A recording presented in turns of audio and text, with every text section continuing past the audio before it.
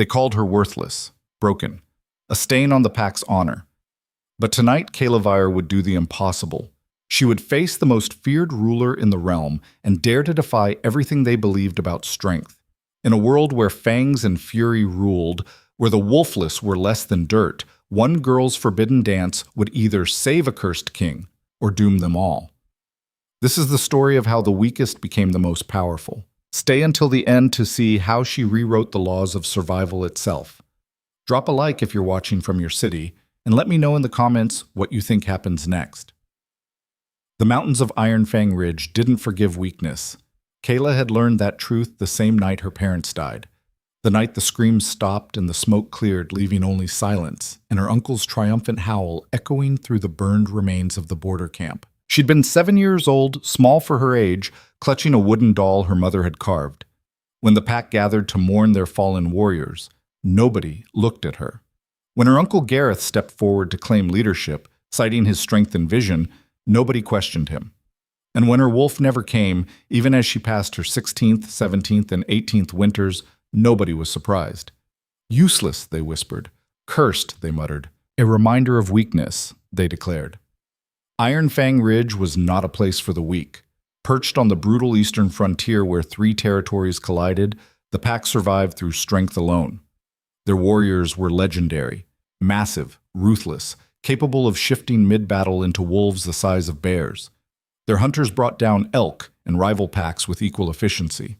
Their children learned to fight before they learned to read. Kayla learned to disappear. She lived in the eastern wing of the compound, in rooms nobody wanted. Too cold in winter, too exposed to the wind that howled down from the peaks. She worked the kitchens, the laundries, the stables. She kept her head down and her mouth shut. She accepted the sneers and the casual cruelty the way one accepted the changing seasons. But she had one secret. She danced. In the dead of night, when the compound slept and the moon painted silver across the stone floors, Kayla would slip into the old granary, abandoned after the new storage halls were built closer to the main road. There, in the vast empty space that still smelled faintly of wheat and autumn, she would move. No music, no audience, just her body and the silence and the desperate need to feel like something more than the broken girl everyone saw. She taught herself, watching traveling performers when they came through, stealing moments to observe the ritual dances performed at festivals. She combined everything, the formal steps of ceremonial tradition, the wild movements of celebration, the fluid grace of combat forms she'd seen warriors practice. She created something that was entirely hers. When she danced, she wasn't worthless. When she danced, she had a wolf, one made of movement and moonlight and defiance. It was the only time she felt whole. The news arrived on the first day of the frost season. Kayla was hauling water from the well when she heard the commotion, horses thundering into the compound, warriors shouting, the deep horn that signaled important visitors. She kept working, knowing better than to show curiosity. The affairs of the pack leadership had nothing to do with her. But by nightfall, everyone knew. King Dravenkor was coming. The name alone sent ice through the compound. Even in the frontier, even in a pack that prided itself on strength, the Alpha King was a legend wrapped in terror. He ruled the vast northern dominion from his mountain fortress, a realm so brutal and efficient that rebellions died before they began. His armies were unstoppable, his justice was absolute, and his curse was whispered about in frightened voices when people thought no one was listening. They say he killed his own father to take the throne, one of the kitchen girls murmured as they prepared the evening meal. I heard he can't be killed, that he heals from any wound, another added. My cousin served in the border guard. He said the king once executed an entire noble house in a single night, every member, down to the children. Kayla kept her hands busy kneading bread, but she listened. Everyone was listening. Fear had a smell at the compound now, sharp and acidic, cutting through even the smoke from the cooking fires. Why is he coming here? Someone asked. Tribute, came the answer from Marta, the head cook, a woman whose wolf was as fierce as her tongue. Every pack in the Dominion owes tribute to the throne. Usually we send it by caravan, furs, gold, warriors to serve in his army. But this year, she lowered her voice, this year he wants to collect it himself. The room went quiet. That means he's looking for something specific, one of the older women said softly. Something he can't trust to messengers. Or someone, Marta replied, her eyes distant with worry. Kayla felt a chill that had nothing to do with the mountain wind. The compound transformed over the next 3 days. Warriors drilled in the courtyard until their movements were perfect, their formations flawless. The Great Hall, normally used only for winter festivals and leadership councils, was scrubbed, decorated, filled with the pack's finest treasures. Hunting parties returned with fresh game. The smiths worked day and night forging gifts of steel and silver. Every surface gleamed. Every person rehearsed their role. Iron Fang Ridge would show the Alpha King that they were strong, loyal, worthy. Kayla was told to stay out of sight. "The king doesn't need to see our shame," her uncle said when he found her carrying linens through the main corridor. Gareth Vire was a massive man, his wolf form black as pitch, his human form scarred from a lifetime of battle. He'd never been cruel to her, not in the obvious ways.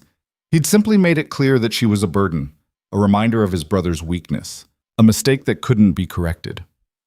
"I'll keep to the east wing," Kayla said quietly, eyes down. "See that you do." He started to walk away, then paused. "Actually, there's been a change of plan." Something in his voice made her look up. His smile was cold. "The council has decided on a special offering for the king, a demonstration of our pack's diverse strengths." Kayla's stomach dropped.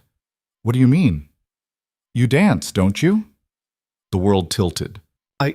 How did you think no one noticed you sneaking around at night?"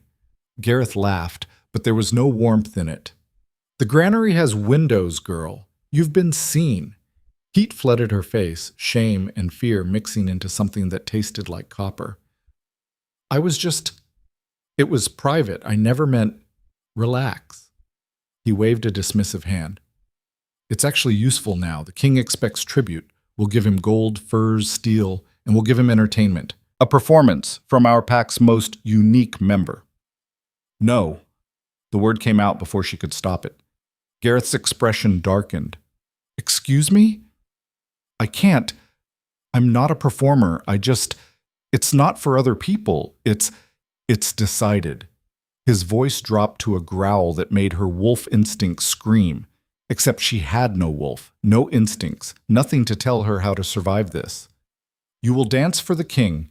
You will show him that even our weakest members have value. And you will be grateful for the opportunity to finally contribute something to this pack." "Uncle, please." 3 nights from now, when the king arrives, you will perform in the Great Hall. The musicians have already been instructed. Your costume is being prepared. This is not a request, Kayla. This is your duty." He walked away, leaving her standing in the corridor, her hands shaking so badly she had to set down the linens before she dropped them. They were going to parade her like a curiosity, a joke, the wolfless orphan who thought she could dance.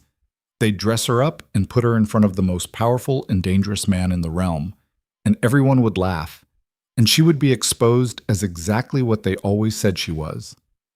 Worthless. She didn't sleep that night, or the next. By the 3rd day, when the scouts reported that the king's caravan had been spotted on the mountain road, Kayla felt like she was moving through water. Everything was distant, unreal. The servants who came to prepare her, bathing her, dressing her in a costume of midnight blue silk that left her arms and legs scandalously exposed, painting her face with cosmetics she'd never worn, might as well have been dressing a corpse. "You should be honored," one of them said, not unkindly. "Not everyone gets to perform for a king." Kayla said nothing. There were no words for what she was feeling. The costume was beautiful, she supposed, in an abstract way. The silk clung to her body, designed to accentuate every movement. Silver thread traced patterns across the fabric, meant to catch the light, to draw the eye. Her dark hair had been left loose, tumbling down her back in waves. Silver paint decorated her bare arms in swirling designs. She looked like a dancer. She felt like a sacrifice. The great hall was already filled when they brought her to the antechamber to wait. She could hear the voices, hundreds of them, the entire pack plus visiting delegations from neighboring territories. The sound washed over her in waves, making her dizzy. Through the crack in the door, she caught glimpses of the hall itself. Torches blazed in iron sconces. Tables groaned under the weight of food and drink. Warriors in their finest armor stood at attention. The pack's treasures were displayed on silk-draped platforms, gold coins in carved chests, furs from legendary hunts, weapons that had seen a dozen battles.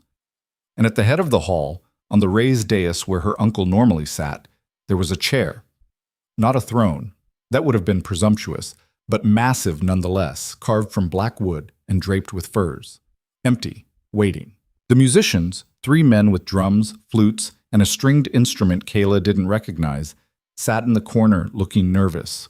One of them caught her eye through the door crack and quickly looked away. They knew. Everyone knew. This was meant to be humiliating. "He's here!" The shout came from outside, followed by the sound of hoofbeats and the great gates opening. The noise in the hall immediately died down, replaced by a tension so thick Kayla could feel it even through the door. She pressed herself against the wall, trying to breathe, trying not to run. The doors to the great hall opened, footsteps, measured, heavy, not rushed, and then a presence that changed the very air.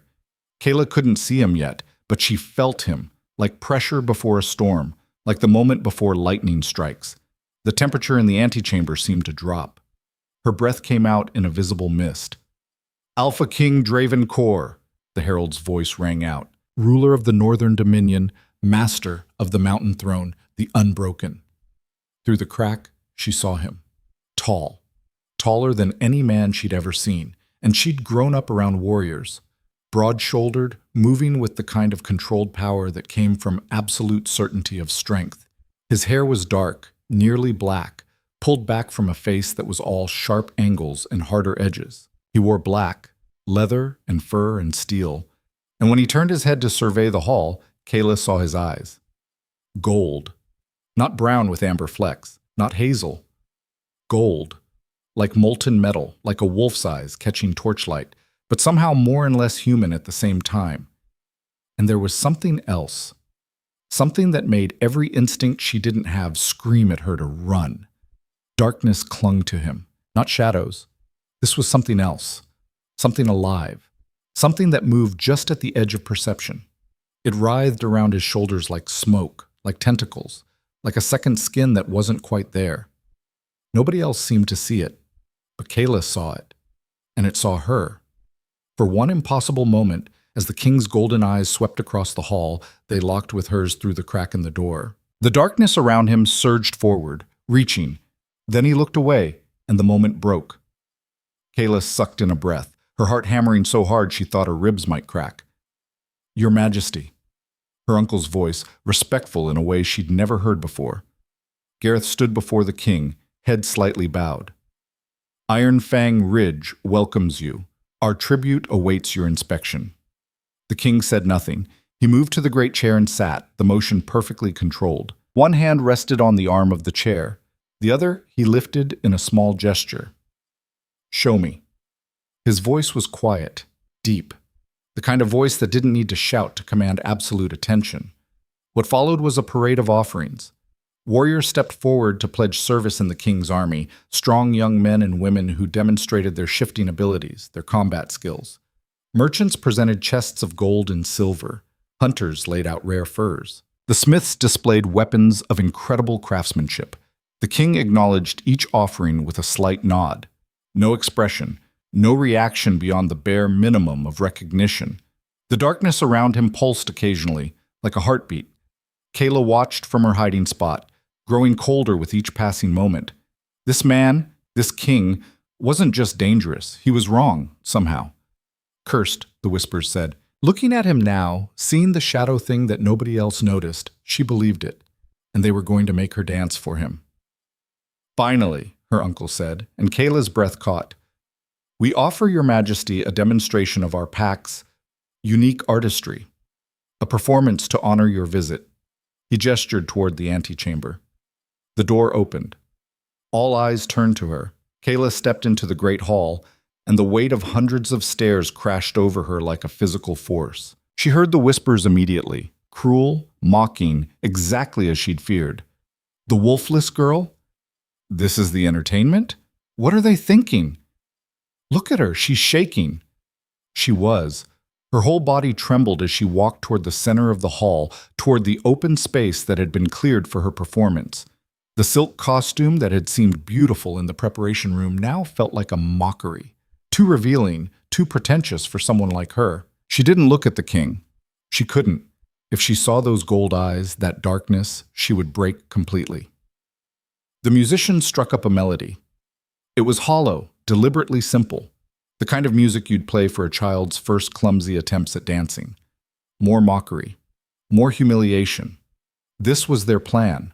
Present the broken girl, let her fail publicly, show the king that even Iron Fang Ridge's worst could provide amusement. Her uncle would get credit for creativity, for making use of what they had, and she would be reminded forever of her place. The music played. The crowd watched. Kayla stood frozen in the center of the hall, and then slowly she lifted her head. She looked at the king. His gold eyes met hers, and this time she didn't look away. This time she saw past the darkness, past the curse, past the reputation. She saw something in those eyes that she recognized. Loneliness. The kind that came from being set apart. Different. Wrong. The same loneliness she carried every day. Something shifted inside her. They wanted her to fail. They wanted her to confirm everything they believed about weakness, about worth, about her place in their world. She could do that. She could stumble through a few clumsy steps, prove them right, and disappear back into obscurity. Or she could do the one thing that was truly hers. Kayla closed her eyes. She let out a breath, and when she moved, she ignored the hollow music entirely. She danced her truth. Her body became a story, the story of a girl who grew up in the shadow of loss. She moved through grief, her arms sweeping low, her spine curving like a question. She told them about loneliness with turns that spiraled inward, about fear with trembling steps that still moved forward. The musicians faltered, confused by her refusal to follow their rhythm. The melody died. In the silence, Kayla danced on. She showed them survival, sharp, angular movements that cut through the air. She showed them the nights in the granary, the secret place where she was whole. Her legs traced patterns on the stone floor, her arms painted shapes in the air. And then she showed them defiance. Her movements grew stronger, faster. She leapt, higher than should have been possible, her body arcing through space like she had wings. She spun, not the pretty, controlled turns of performance, but wild rotations that spoke of freedom. She let her hair fly. She let the silk costume swirl around her like water, like flame, like the wolf she would never have. The hall was absolutely silent. Kayla danced the story of being broken and refusing to break. She danced the weight of carrying everyone's scorn and choosing not to carry it anymore. She danced every night she'd cried alone, and every morning she'd gotten up anyway. She danced power that had nothing to do with fangs or fury. And in the stillness, something impossible happened. The darkness around the king moved. It flowed toward her like water finding its level, like metal drawn to a lodestone. The shadow curse that writhed and pulsed with barely contained violence began to slow, to calm, to settle. The king's gold eyes widened, the first real expression Kayla had seen on his face. He leaned forward. She didn't stop dancing. She couldn't. The movement had taken on a life of its own. Her body knew the story, knew how it needed to end. She spiraled toward the center of the hall, toward the dais, toward him, and in the final moment she dropped to one knee, not in submission, but in completion. The last position of her dance, head up, eyes open, meeting his gaze directly. Silence. Absolute. Crushing. Silence. And then the king stood. The entire hall held its breath. He descended from the dais, each step deliberate. He crossed the distance between them, and Kayla stayed exactly where she was, kneeling, trembling with exhaustion, but not looking away. He stopped directly in front of her. Up close, the darkness was even more apparent. It moved around him like living smoke, but it was calmer now, less violent, more curious. It reached toward her in tendrils that dissolved before they quite touched her skin. "Stand," the king said softly. Kayla obeyed. Her legs barely held her. They were the same height now, with her on the raised section of floor. His gold eyes studied her face with an intensity that should have been terrifying, should have made her look away. She didn't. "What is your name?" "Kayla Vire," Your Majesty." "You have no wolf." It wasn't a question, but she answered anyway. "No." "But you dance." "Yes." "Why?" The question caught her off guard. In this world, in this pack, in this life, nobody had ever asked her why she did anything. They told her what to do, and she did it, or she suffered the consequences. "Because it's mine," she said quietly. "Because it's the only thing that's just mine." Something flickered in his expression, there and gone so fast she might have imagined it. He turned to face the hall. "This one comes with me." The words hit like a thunderclap. "Your Majesty?" Her uncle stepped forward, confusion and alarm warring on his face. "I don't understand." "Your tribute is accepted," the king said, his voice carrying effortlessly through the hall. "The gold, the furs, the warriors, and her." He glanced at Kayla. "She will come to the mountain fortress." "But she's nobody, Your Majesty. She has no wolf, no training. She can't possibly." "Are you questioning my judgment?" The temperature dropped. The darkness around the king surged outward, and every person in the hall took an involuntary step back. "No." Gareth dropped to one knee immediately. "Of course not, Your Majesty. I only meant she's untrained, unprepared for court life." "That's not your concern." The king's gold eyes swept the room. "Gather your tribute. My caravan leaves at dawn. The girl will be ready." He walked toward the exit, his personal guards falling in around him. Kayla stood frozen in the center of the hall, her mind unable to process what had just happened. The king paused at the door and looked back at her. "Bring nothing but yourself," he said. "Nothing else from this place follows you." Then he was gone, and the hall erupted into chaos. They locked her in her room. For her own protection, they said. But Kayla knew the truth. They were afraid she'd run, afraid she'd somehow escape the king's command and bring his wrath down on the pack. She sat on her narrow bed and stared at the wall, watching the shadows lengthen as the sun set. She danced for a king, and now he was taking her. To what? Why? What had he seen in her performance that made him claim her as tribute? She was nobody, worse than nobody, the wolfless orphan, the pack's shame. But he'd looked at her like she was something else entirely, like she was dangerous. Through the window she could see the king's caravan setting up camp in the lower fields. Black tents, guards in perfect formation, horses that stood too still, watched too carefully. Everything about it screamed controlled violence. Tomorrow she would leave the only home she'd ever known. Leave the pack that had never wanted her. Leave for a fortress in the mountains where a cursed king ruled with absolute power. She should have been terrified. Instead, for the first time in her life, Kayla felt something else entirely.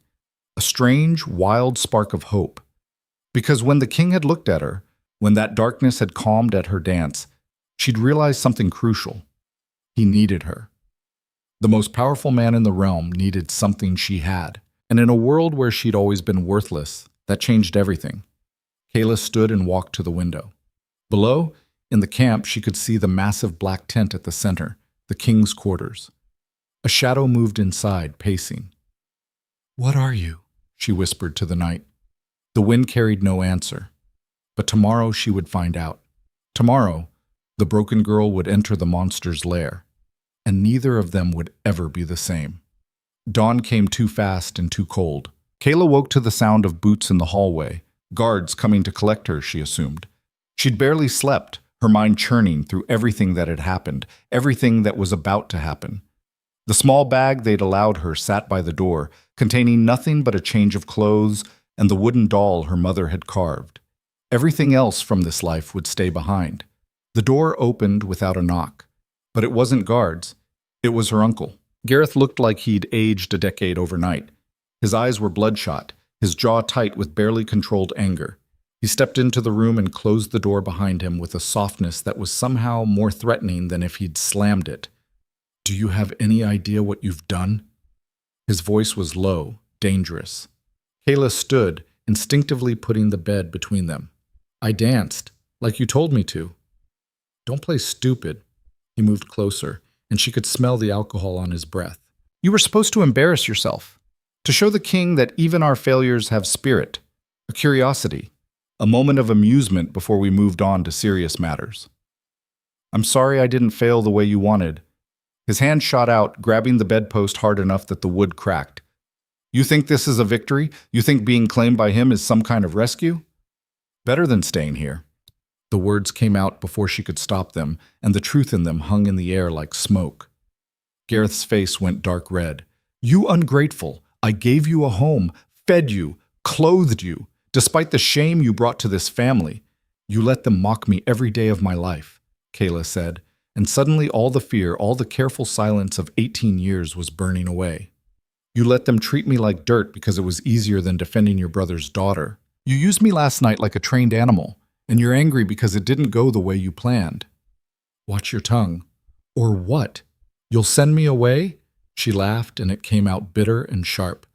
The king already did that for you. In a few hours I'll be gone, and you'll never have to look at me again. You should be celebrating. Gareth stared at her like he was seeing a stranger. Maybe he was.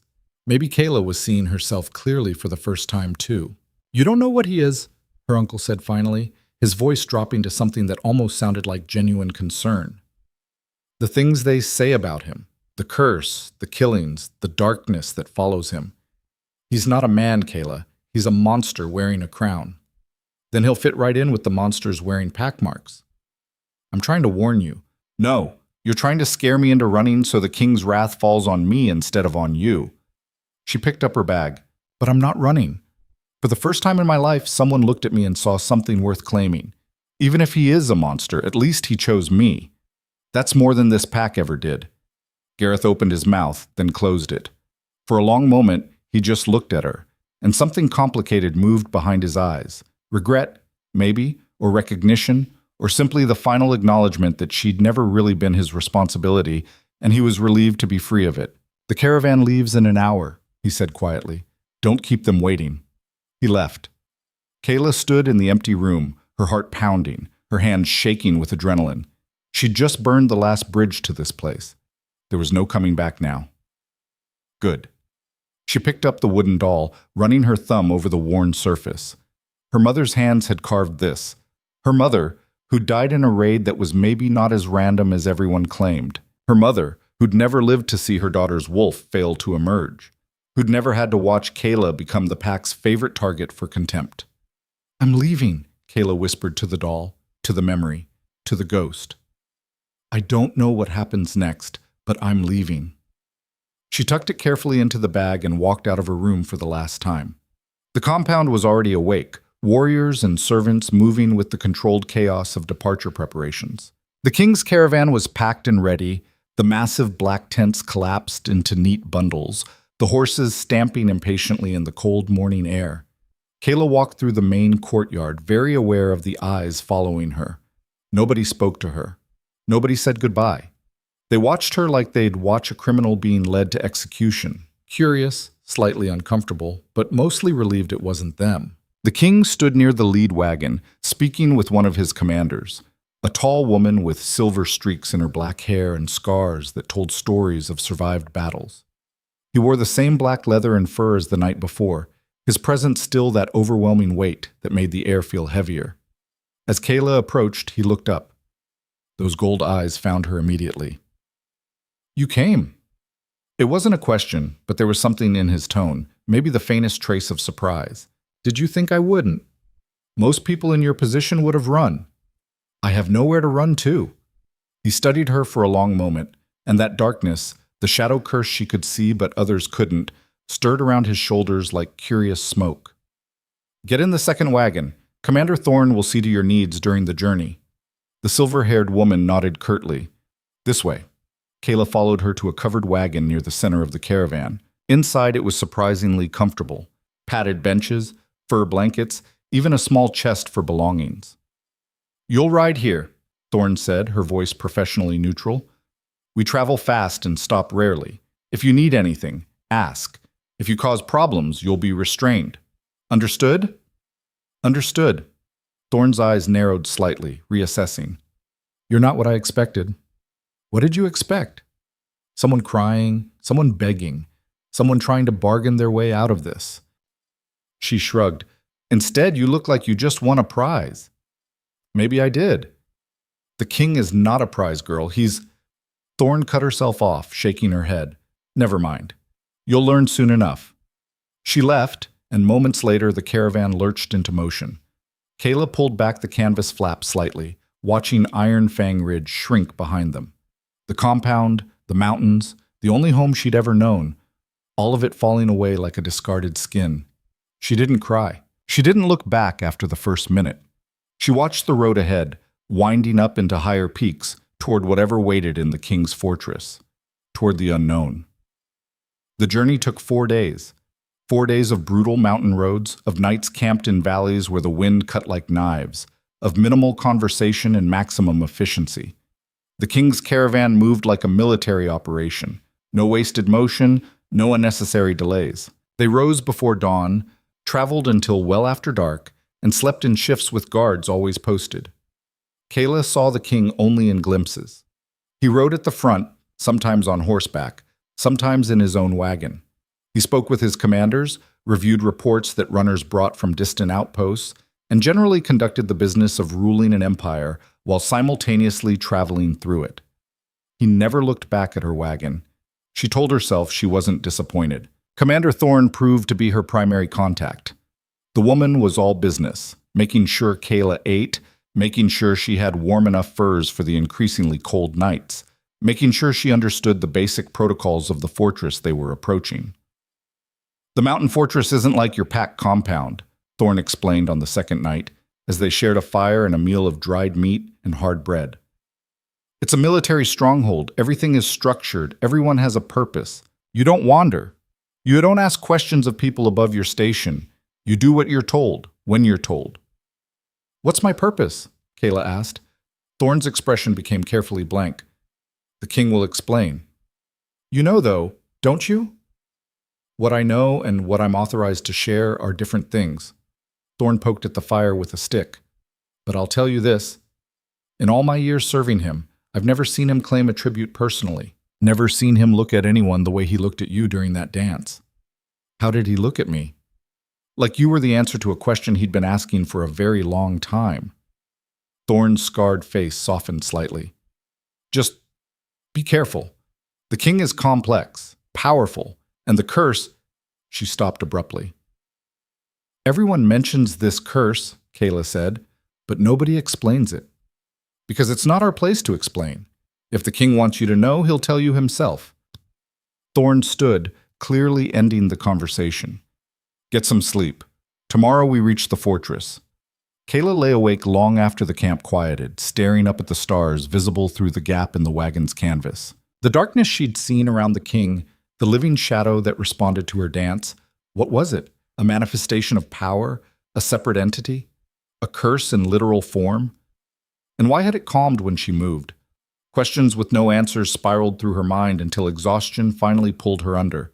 She dreamed of dancing in a void surrounded by shadows that watched with golden eyes. The fortress appeared on the afternoon of the 4th day, and Kayla understood immediately why it was legendary. It wasn't built on the mountain, it was carved from it. Massive walls of black stone rose from the peak itself, blending so seamlessly with the rock that it was hard to tell where nature ended and construction began. Towers jutted toward the sky like claws. Bridges connected different sections, spanning gaps that made Kayla's stomach drop just looking at them. And above it all, at the highest point, a keep that seemed to pierce the clouds themselves. "Welcome to Shadow Peak," Thorne said, noticing Kayla's stunned expression. "Home of the Alpha King." The caravan climbed the final approach road, a feat of engineering that switchbacked up the mountain in dizzying turns. Guards watched from positions carved into the cliff face. War machines, massive crossbows, and catapults pointed outward at angles that would cover every approach. This wasn't just a fortress. It was a declaration. Attack here and die. The gates opened as they approached, iron and wood reinforced with what looked like silver, pulled by mechanisms Kayla couldn't see. Beyond them, a courtyard that could hold hundreds, buildings that climbed the interior walls, organized chaos as soldiers drilled, smiths worked forges built into cave mouths, and servants moved with practiced efficiency. The king dismounted first. Immediately people converged, advisors with reports, commanders with questions, servants with supplies. He handled them all with the same controlled intensity, making decisions with barely a pause. Kayla climbed down from her wagon, her legs stiff from days of travel, and found herself in a different world entirely. You, wolfless girl. The voice was sharp, female, dripping with disdain. Kayla turned to find a woman in expensive furs and silk approaching, older than her, maybe 30, with the kind of beauty that came from generations of perfect breeding. Her wolf was visible in her eyes, in her movements, in the casual dominance of her posture. I'm Kayla. I don't care what your name is. The woman circled her slowly, assessing. I'm Lady Morgana, first advisor to the king, and I want to make something very clear from the start. I don't know what parlor trick you used to catch his attention, but it won't last. This fortress doesn't have room for useless decorations. You're not pack. You're not trained. You have no wolf, no connections, no value beyond whatever momentary amusement you provided. Morgana leaned in close. The king has specific needs that require real strength, real power. Whatever you think you are to him, you're wrong. He'll realize his mistake soon enough, and when he does, you'll be sent back to whatever backwater produced you. Kayla met her eyes steadily. Are you done? Morgana's perfect face twisted with anger. Watch your tongue, Morgana. The king's voice cut through the courtyard like a blade. He stood 10 feet away, and his gold eyes were locked on the advisor. Do you have business with my personal tribute? The temperature dropped. That darkness surged around him, visible only to Kayla, but everyone else felt it. The courtyard went quiet. Your Majesty. Morgana bowed immediately, her tone shifting to honeyed deference. I was merely introducing myself, explaining the protocols. Her protocols are simple. She answers to me. No one else. He looked at Kayla. Come. Kayla followed, very aware of Morgana's venomous glare boring into her back. The king led her through corridors carved from living rock, up stairs that spiraled in ways that made her dizzy, past guards who saluted with mechanical precision. They climbed higher and higher into the fortress, the air growing thinner, colder.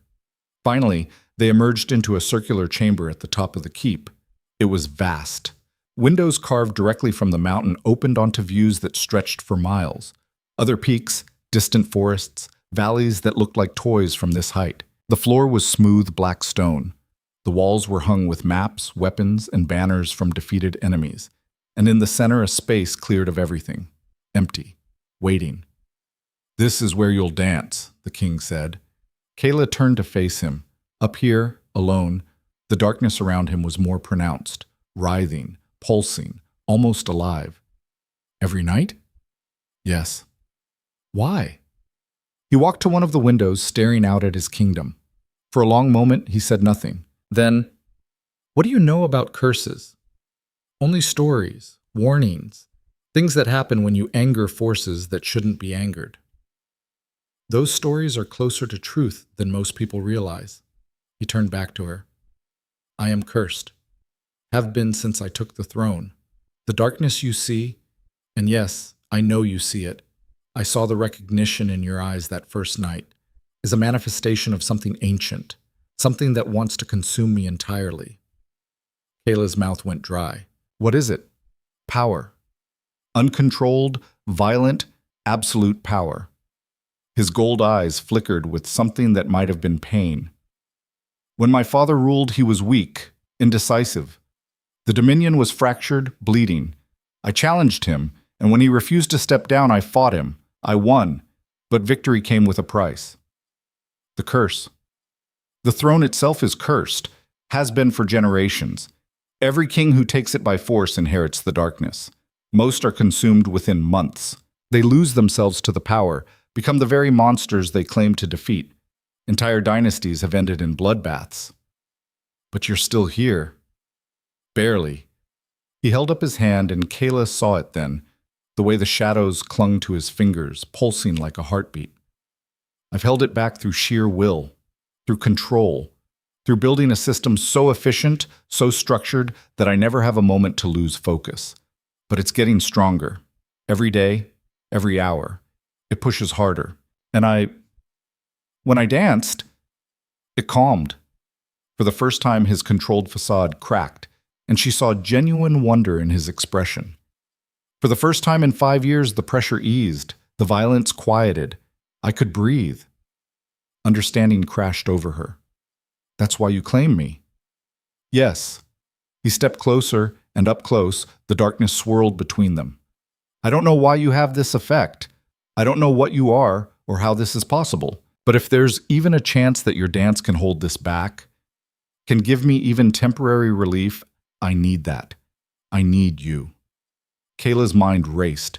This was her value, not her strength, not her pack connections, not even her dancing as art. She was a tool, a treatment, a temporary reprieve from his curse. She should have felt used. Instead, she felt powerful. What happens if I refuse? She asked quietly. His expression hardened. I am the Alpha King. I could command you, force you, lock you in this chamber and make you dance at sword point. But you won't. No. Something almost like respect flickered in his eyes. Because forced performance won't work. I felt it that night. Your dance only worked because it was yours. Because you chose it. Coercion would destroy that. So I have a choice. Yes. Kayla walked to the window, looking out at the impossible view. The fortress sprawled below. The mountains stretched endlessly, and somewhere far away, Iron Fang Ridge was a speck she'd never see again. If I dance for you every night, she said slowly, what do I get? Safety, comfort, a place here. I want more than that. She heard him move closer. Name it.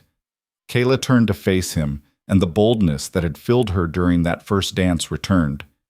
Teach me everything. I want to understand this world, the politics, the power structures, how you rule. I want to learn to fight, to defend myself, to be more than just the strange girl who dances for your curse. Why? Because I spent 18 years being nothing, being looked down on, being dismissed. If I'm going to be here, if I'm going to have value, I want it to be real value, not just accidental. The king studied her for a long, measuring moment. The darkness around him pulsed, reaching toward her like curious fingers. You realize, he said softly, that learning those things would make you dangerous. That knowledge is what people kill for in this world. Good. Maybe it's time I was dangerous. A smile, small, barely there, but genuine, touched his lips. Very well. Dance for me each night, and I'll ensure you're trained. Combat, strategy, politics, everything. And I won't be dismissed. Not by you, not by your advisors, not by anyone. Agreed. He held out his hand. Do we have a bargain? Kayla looked at his offered hand, at the shadows that coiled around it, at the gold eyes that watched her with an intensity that should have been frightening. She took his hand. The moment their skin touched, the darkness surged. It wrapped around their joined hands like rope, like chain, like binding. Kayla gasped at the sensation. Not painful, but overwhelming. Cold and hot at the same time. Power that made her bones hum. The king's eyes widened. You feel it. Yes. No one else ever has. They can't. He stopped, staring at their joined hands as the shadows pulsed and writhed. What are you? I don't know. Kayla squeezed his hand tighter, refusing to let go despite the intensity of the sensation. But we're going to find out. The darkness flared one final time, then settled, calm, quiet, almost content. They stood there in the high chamber, joined by shadows and bargains, and something neither of them understood as the sun set over the dominion and the first stars appeared in the deepening sky. Tonight, the king said quietly, dance for me tonight. Yes. He released her hand and stepped back, the controlled facade sliding back into place. I'll send servants to prepare you. Food, proper clothing, whatever you need. Just music and space. You'll have both. He started toward the door, then paused. Kayla. It was the first time he'd used her name. Yes? Thank you. 2 words, simple, sincere. They hit harder than any declaration. Then he was gone, and Kayla was alone in the high chamber with the fading light and the weight of what she'd just agreed to. She'd bargained with a cursed king. She'd demanded power in exchange for her gift. She'd chosen, deliberately and with open eyes, to step into the heart of something dangerous and unknown. And as the last light died and the first servants arrived with candles and wine and silk that was hers to wear, not given as mockery but as genuine offering, Kayla felt something she'd never felt before. Anticipation. Tonight, she would dance for him.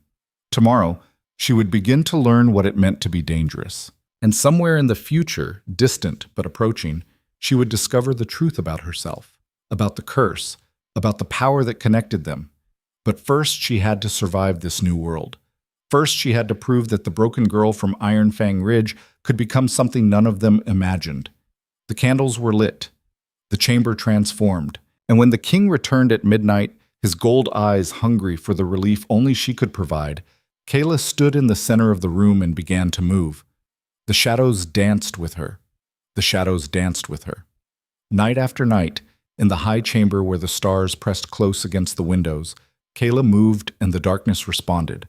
At first, it was subtle, a slight easing of tension in the king's shoulders, a quieting of the violent pulse that normally emanated from him. But as the days passed, the connection deepened. The shadows began to anticipate her movements. They swirled when she spun, settled when she paused, reached toward her with tendrils that never quite touched but always wanted to. And the king watched with an intensity that should have been uncomfortable but somehow wasn't. He sat in the same chair each night, perfectly still, his gold eyes tracking every step, every gesture. He never spoke during her performances, never interrupted. Only after, when the last movement faded and she stood breathing hard in the candlelight, would he nod once and leave. But those nods carried weight. Gratitude, relief, recognition. And in the mornings, he kept his promise. Commander Thorne became her instructor in combat.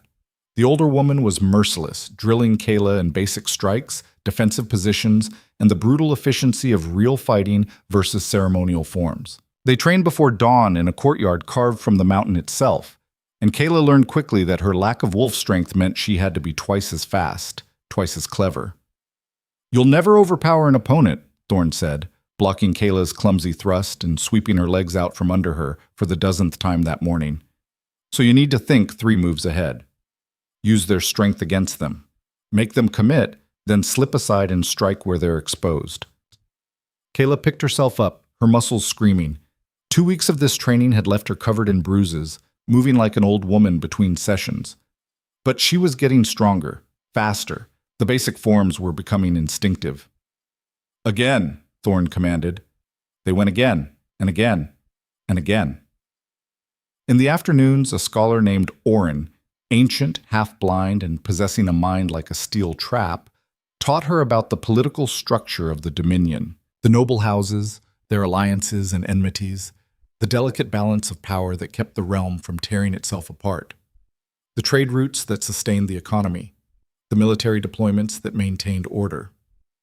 Power, Orin explained in his dry, whispering voice, is not held through force alone.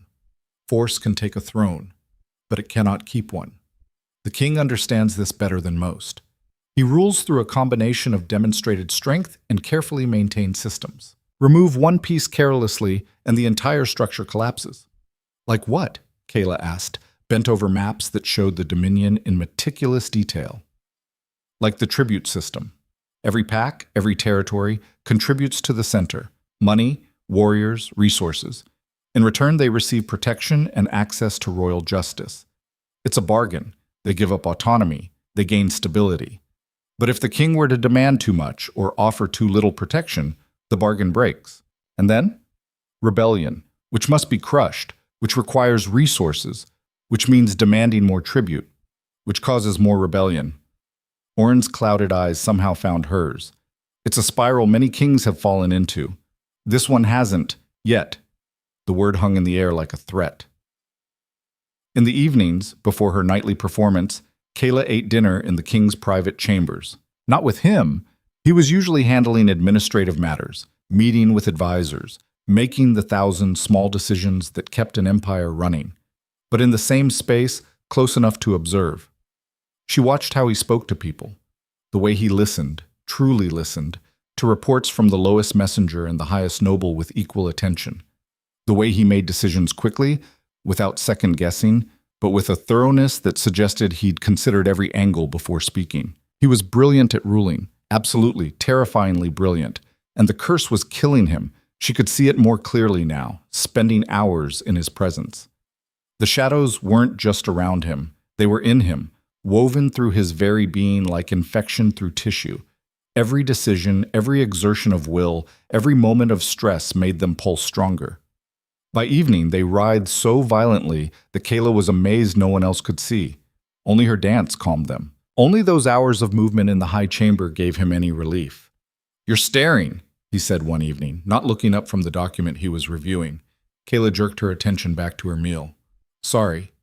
"Don't be. I'm curious what you see." "The curse. It's worse when you're stressed." Now he did look up. "Can you tell what triggers it?" "Anger, definitely, but also decisions. Big ones. Like you're pulling power from it to fuel your will, and it demands payment." His expression flickered with recognition. "That's disturbingly accurate. The bigger the decision, the worse it gets. That argument with Lord Theron this afternoon about the northern border dispute, after he left, the shadows were violent for 20 minutes. You're observant." "I have to be. If I'm going to help, I need to understand." He set down the document. "You think of it as helping, not as payment for your training." Both can be true. Something that might have been a smile touched his lips. "You're different than you were that first night." "I'm learning to be dangerous. Isn't that what we agreed?" "Yes, but dangerous to whom?" The question felt loaded. Kayla met his gold eyes directly. "To anyone who underestimates me." "Good answer." A knock interrupted them. Commander Thorne entered, her expression grim. "Your Majesty, we have a situation." The king stood immediately. "Speak." "Betito Oshpaonai." "Gareth Vire has requested an audience. He's at the main gate with an honor guard of 20 warriors. Says he has urgent business regarding tribute obligations." Kayla's stomach dropped. Her uncle. "Here."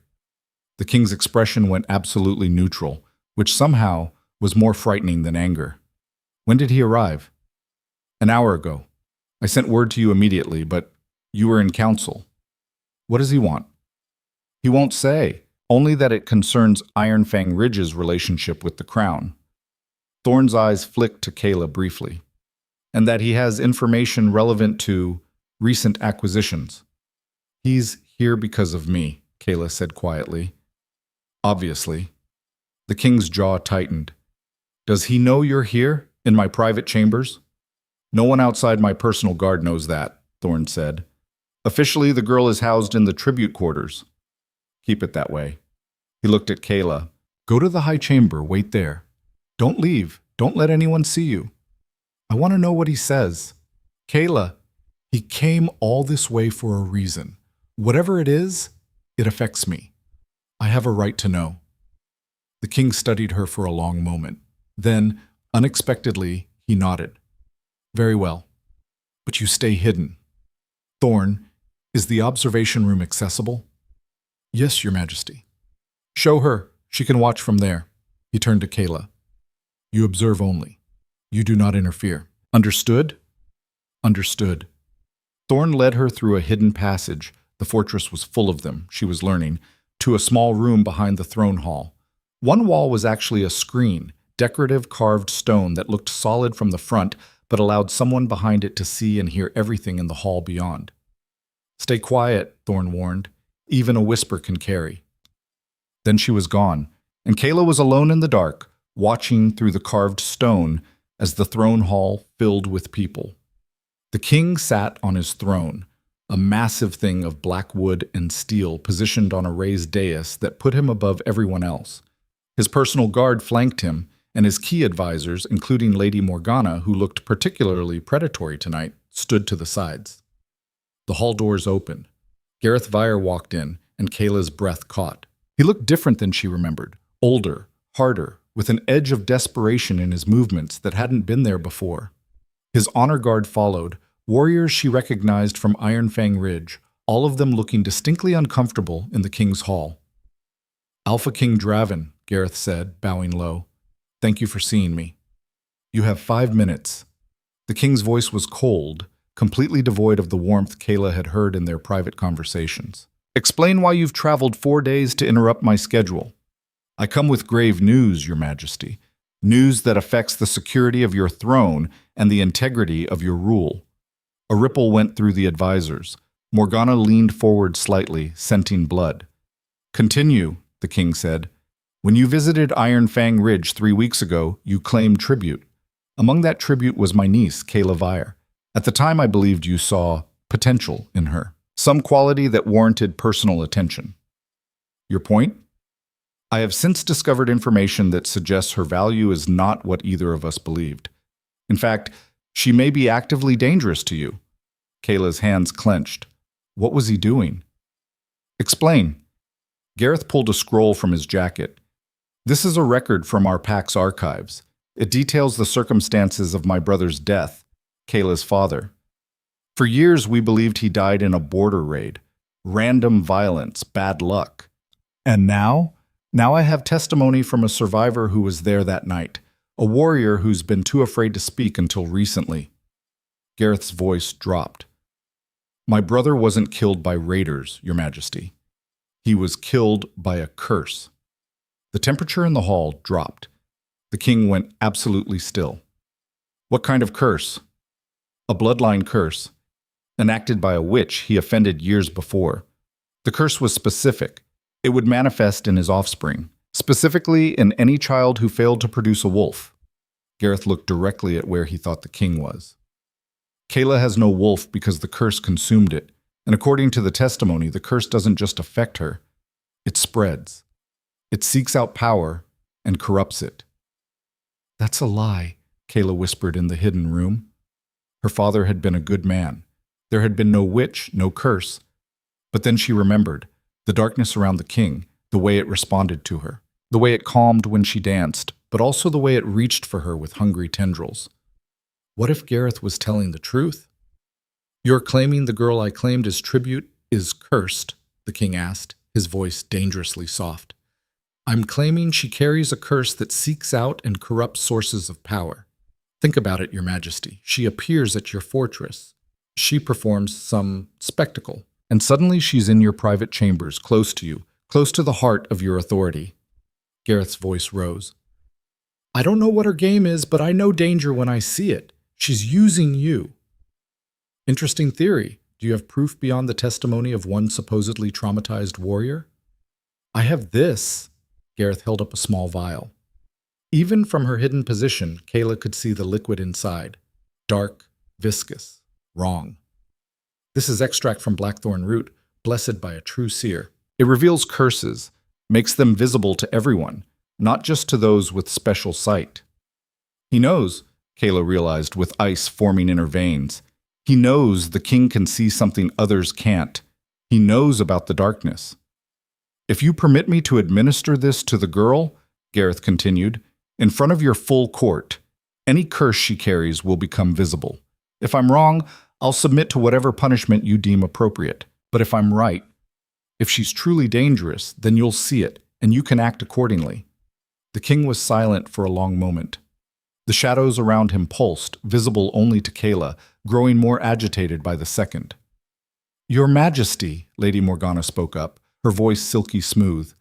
Perhaps Lord Gareth's concern has merit. The girl is unusual. Her effect on you is notable. A simple test would resolve all questions. Other advisors murmured agreement. Even Thorne looked uncertain. Very well, the king said finally. Bring the girl. No. Kayla's heart hammered. This was a setup. It had to be. But what if it wasn't? What if she really was cursed? What if her dance wasn't helping him but slowly corrupting him instead? Guards moved through the hall, heading toward the tribute quarters where they thought she'd be. They'd discover she wasn't there. They'd start searching. She had minutes at most. Kayla slipped out of the observation room and ran, not toward the high chamber where the king had told her to go, not toward her assigned quarters. She ran toward the one place where truth couldn't be hidden. The throne room had a back entrance used by servants. She knew because Oren had shown her on the maps, explaining the fortress's layout. She burst through it just as the guards returned to report she couldn't be found. Every eye turned to her. Kayla walked forward, her heart trying to break through her ribs, and stopped in the center of the hall. I'm here, she said. Gareth's face flickered with surprise, then satisfaction. Kayla, how convenient. You wanted to test me? Fine. Test me. Kayla. The king's voice was sharp with warning. You don't have to. Yes, I do. She looked at him directly, ignoring protocol, ignoring the shocked gasps from the advisors. You need to know the truth. I need to know the truth, so let him do it. The king's gold eyes searched hers. She tried to communicate everything she couldn't say aloud. Trust me. Believe in me. Give me this chance to prove what I am. Administer the test, he said quietly. Gareth smiled and descended from the dais, the vial in his hand. This may hurt. I've survived worse. He uncorked the vial and the smell hit her, rot and earth and something chemical. Hold out your hand. Kayla extended her arm, palm up. Gareth poured the dark liquid onto her skin. For 3 seconds, nothing happened. Then the pain started. It felt like her hand was being flayed open from the inside. Kayla bit back a scream, but she couldn't stop the shaking. The liquid burned, sizzled, spread up her arm like living fire. And in the pain, something else happened. Light. It started at her palm, where the liquid pooled. Not the dark revelation of a curse, but pure, brilliant white light. It spread up her arm, across her chest, down through her body. The entire hall gasped, because the light wasn't revealing a curse, it was revealing power. Raw, uncorrupted, blazing power that filled Kayla's entire being. She could see it now, not just in glimpses and intuitions, but clearly. The energy that had always been there, dormant, waiting. The thing that had calmed the king's darkness, not through corruption, but through balance. She wasn't cursed. She was the opposite. No, Gareth breathed, backing away. This isn't. The light intensified. Kayla felt it burning through her, awakening something that had slept for 18 years. And suddenly she understood. Her wolf had never come because she was something else. Something the pack couldn't recognize because they'd never seen it before. The king stood from his throne, his expression shocked. What is she? A light bearer. Orin's ancient voice came from the shadows. The old scholar stepped forward, his clouded eyes somehow seeing more clearly than anyone else's. Blessed by the ancient powers. I thought they were extinct. I was wrong. This is a trick, Gareth shouted. Some illusion. She's... The blackthorn extract cannot be fooled, Morgana said coldly. She was staring at Kayla with an expression that was equal parts awe and calculation. It shows truth, only truth. The light was fading now, sinking back into Kayla's skin, leaving her shaking and gasping but whole. She looked at her uncle, saw the terror and rage warring in his expression. Why? She asked. Why did you really come here? To warn the king, to protect. You came to destroy me. To make sure I couldn't have anything, not even this. She took a step toward him. You were afraid. Not of me being cursed. Of me being powerful. You're nothing. Gareth's composure shattered completely. You were supposed to be nothing. Weak, wolfless, forgotten. Not this, never this. Guards. The king's voice cut through the hall like a blade.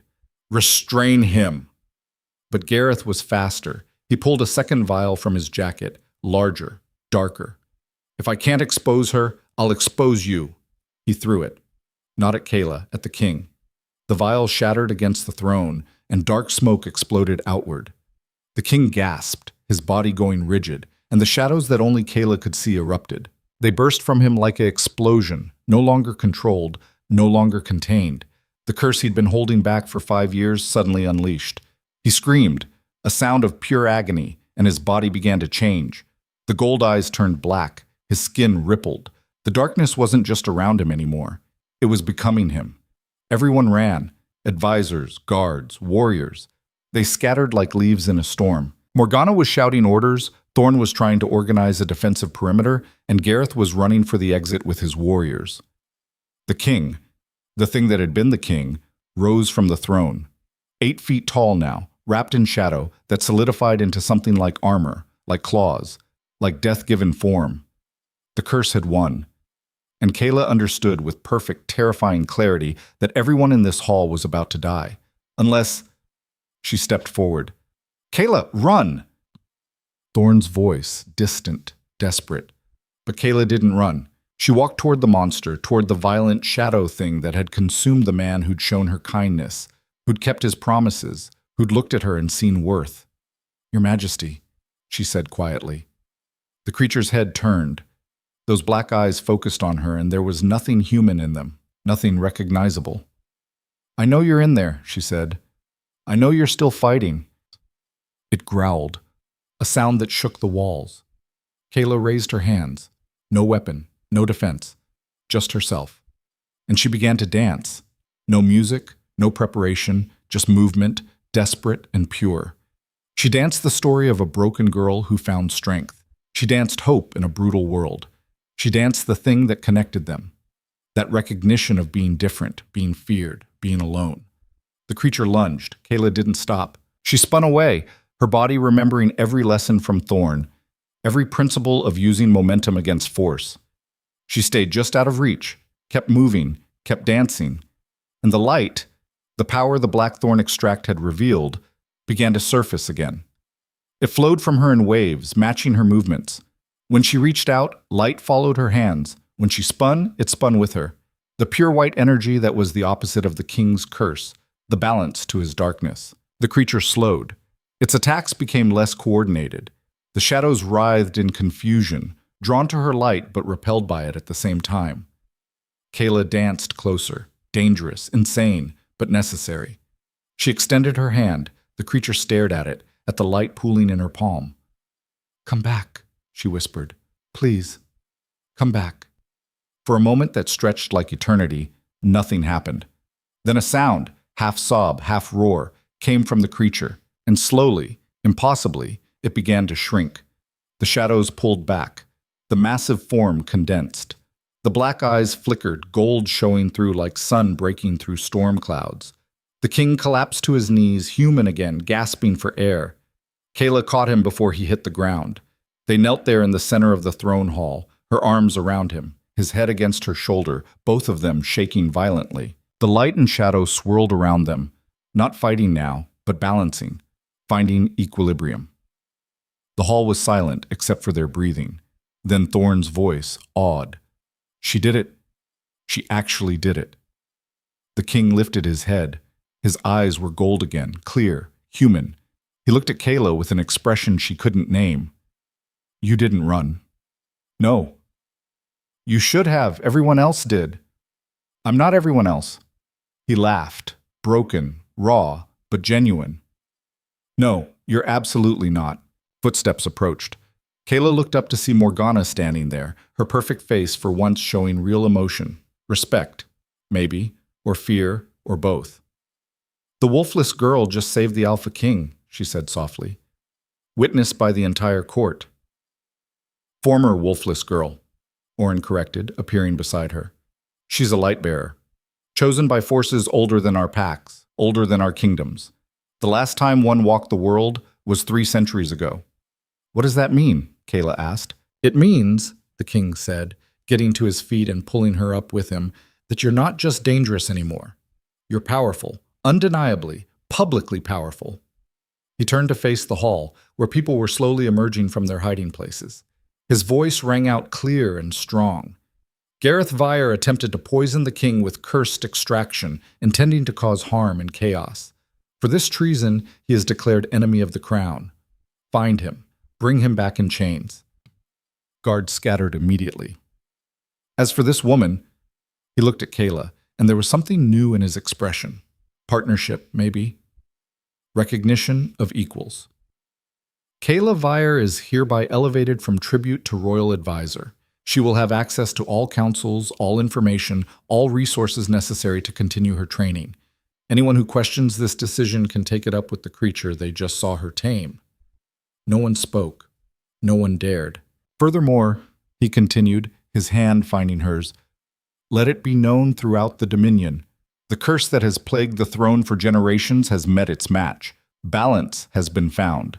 The darkness has its light. He raised their joined hands, and where they connected, power swirled, shadow and light intertwining, neither consuming the other, both made stronger by the balance. The hall erupted in sound, some cheering, some shocked, all of them witnessing history being rewritten. But Kayla barely heard it. She was staring at their joined hands, at the impossible thing happening between them, and realizing that everything had just changed. She wasn't a broken girl anymore, wasn't worthless, wasn't nothing. She was the light bearer who'd tamed the cursed king, and somewhere in the fortress, Gareth was running, and failing.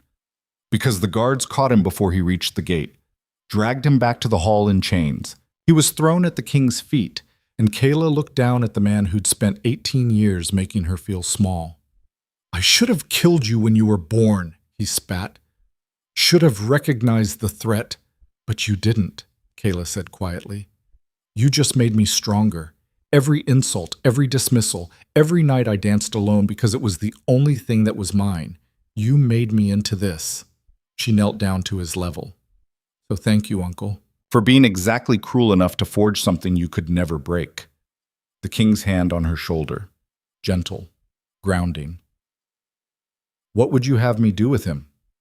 Kayla looked at Gareth, at the man who'd claimed to be family while treating her like refuse, who'd come here to destroy her final chance at worth. "Exile," she said finally. "Let him live with the knowledge that the worthless girl he tried to ruin just saved a kingdom. That's punishment enough." "Strip him of his title," the king commanded. "Exile him beyond the northern border. Let the wild lands have him." As the guards dragged Gareth away, screaming, raging, reduced to nothing, Kayla felt something settle in her chest. This was power, real power, not the ability to hurt others, but the ability to show mercy from a position of strength. She turned to the king. "Is it over? The immediate crisis?" "Yes." He studied her face. "But Kayla, you just revealed yourself to the entire court. The entire Dominion will know by tomorrow. Every pack, every territory, every enemy of the crown, they'll all know you exist and what you can do. Is that a problem?"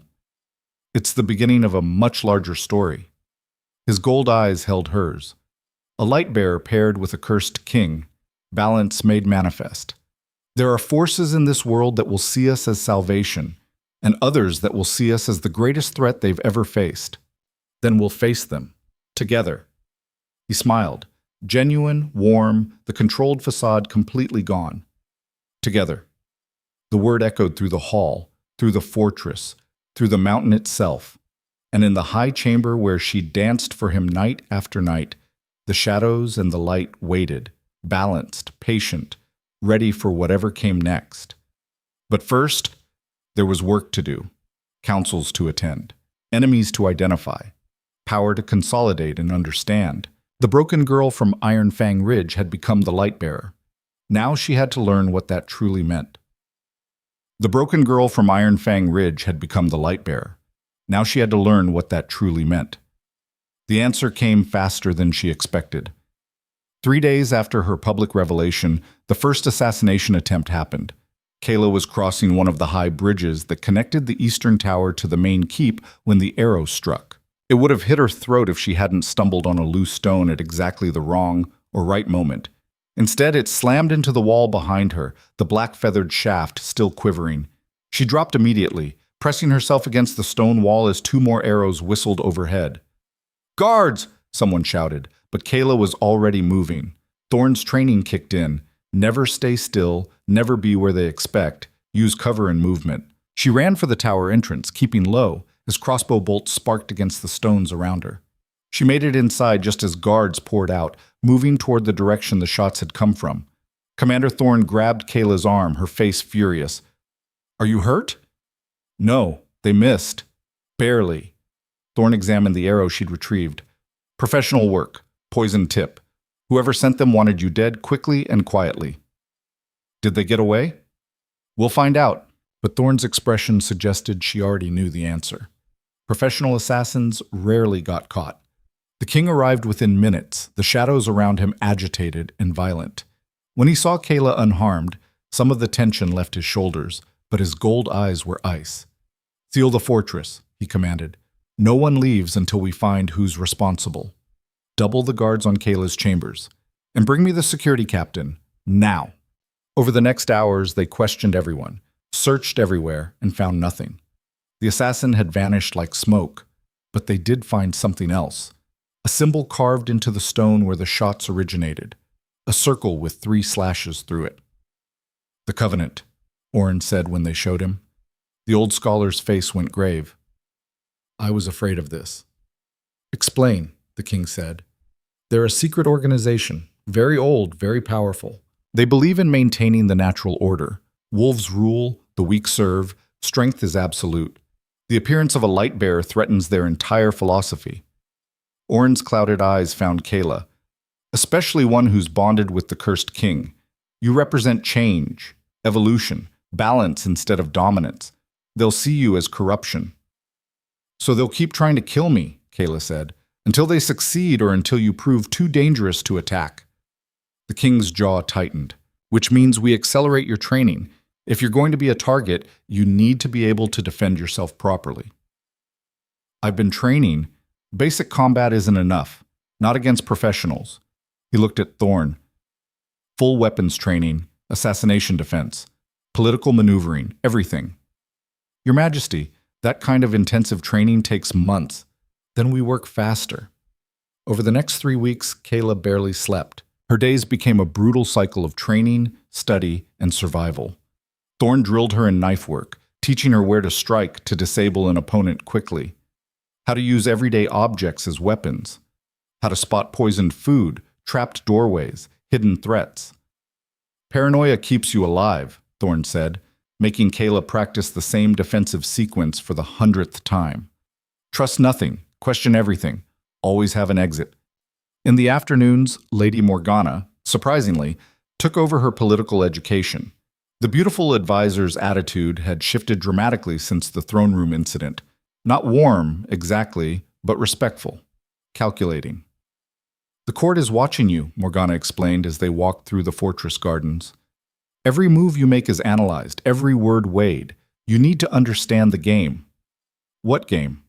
Power. Some want to use you to increase their own influence. Others want to destroy you because you threaten theirs. And a few, very few, genuinely want to help because they believe in what you represent. Morgana's sharp eyes studied her. Figure out which is which, or you won't survive the political battles even if you survive the physical ones. Which are you? Kayla asked bluntly. Morgana smiled. I'm the third kind. I believe in survival through adaptation. You're the future, whether the old guard likes it or not. I'd rather be on your side when the world changes. Honest, at least. Always. Lies are too complicated to maintain. She gestured to a group of nobles across the garden, talking in low voices. See them? House Blackwood. Ancient bloodline, immense wealth, deeply traditional. They hate everything you represent, but they're also honorable. They'll oppose you openly, not through assassination. Over the following days, Morgana taught her to read the court like a map. The alliances, the grudges, the secret deals. Who owed whom? Who feared whom? The invisible web of power that kept the Dominion functioning. And at night, Kayla still danced. But it was different now. The light came more easily, responding to her movements like an extension of her body. And the king's darkness no longer seemed like something foreign to be calmed. Instead, they moved together, shadow and light, weaving patterns that were somehow more than either alone. It's beautiful, he said one night, after the dance ended, and they stood breathing in the candlelit chamber. What is? This. What we create. He gestured to the space between them, where the last traces of light and shadow still swirled. I spent 5 years fighting the curse, trying to contain it through sheer will, but you're showing me something different. What? That maybe it doesn't need to be contained. Maybe it needs to be balanced. He looked at her, and the vulnerability in his gold eyes made her chest tight. You're changing how I see everything. Is that good or bad? I don't know yet, but it's real. The moment hung between them, charged with something neither quite wanted to name. Then footsteps in the hallway broke it, and they stepped apart as a messenger arrived with urgent news from the border. Always something. Always the next crisis, the next decision, the next demand on the king who never rested. Kayla watched him shift back into ruler mode, and she understood why the curse had nearly consumed him. He carried the weight of an empire alone, making 1,000 choices that affected millions of lives, never allowing himself weakness or doubt or rest. Until her. The thought settled in her mind like a key finding a lock. She wasn't just calming the curse, she was sharing the burden. The light she brought wasn't just power, it was balance, partnership, the thing he'd never allowed himself. And that terrified the people who'd profited from his isolation. The second assassination attempt came 2 weeks later, and it was far more sophisticated. Kayla was in the war room with the king and his senior advisors, reviewing troop deployments when she felt it. A wrongness in the air. A smell that didn't belong, sweet and floral, where everything should have been leather and parchment. She looked at the wine pitcher on the side table. The servants had brought it 15 minutes ago. The king hadn't drunk any yet, but he would. He always took wine during these long sessions. "Don't touch that," she said sharply. Everyone stopped. The king's hand, reaching for the pitcher, froze. "Why?" he asked. "It smells wrong. Too sweet. Like roses and something chemical." Commander Thorne immediately grabbed the pitcher, sniffed it, and her face went pale. "Nightshade extract, expertly masked. Even I didn't notice." She looked at Kayla with new respect.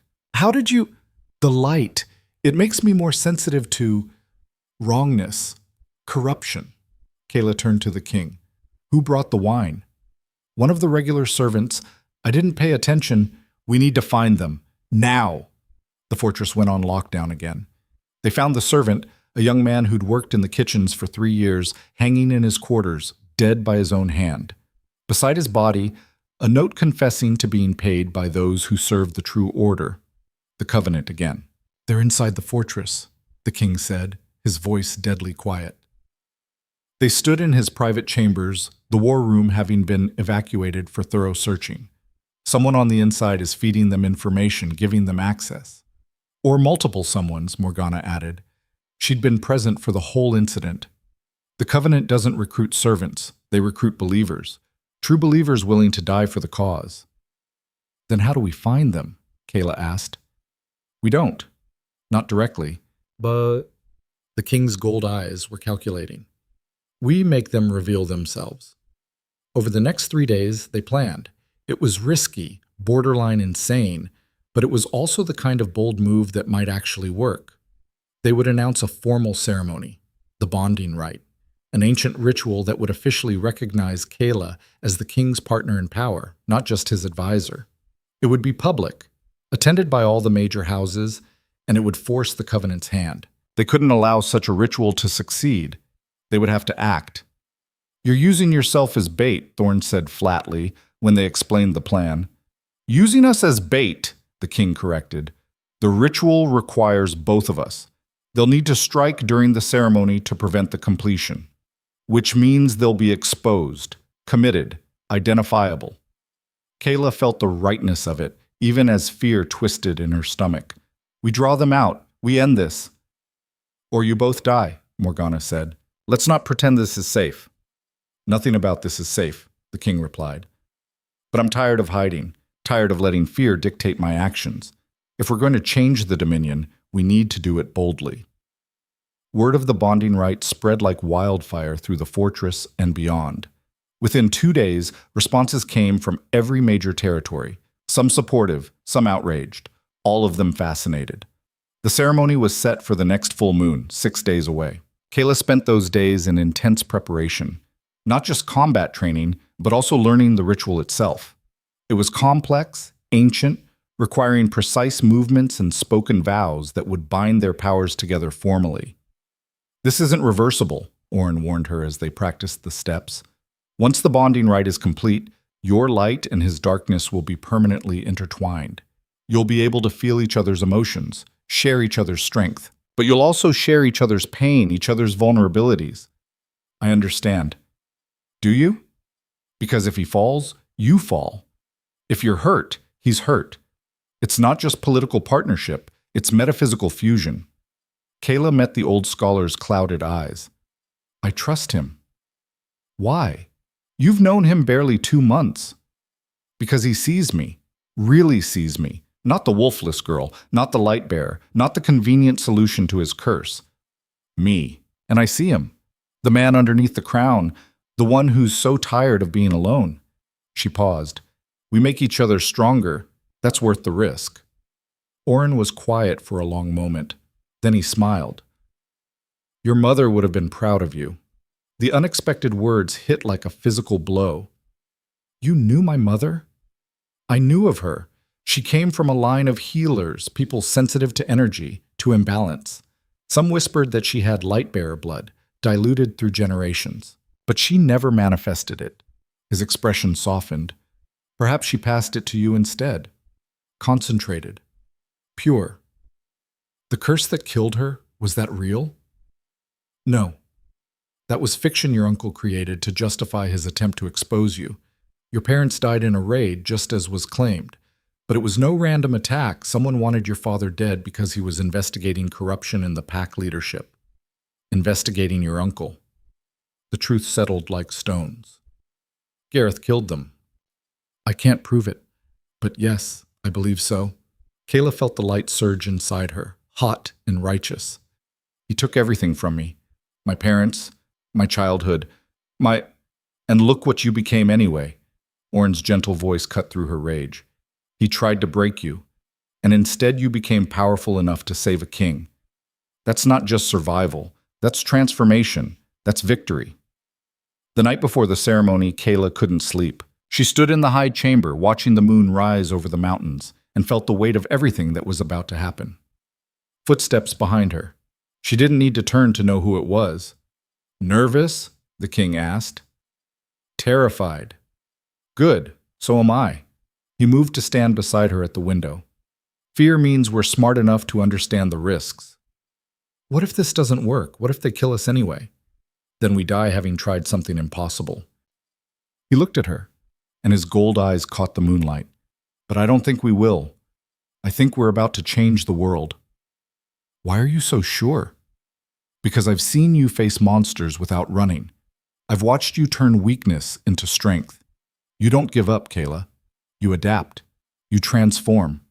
And tomorrow, you're going to show the entire Dominion what that looks like.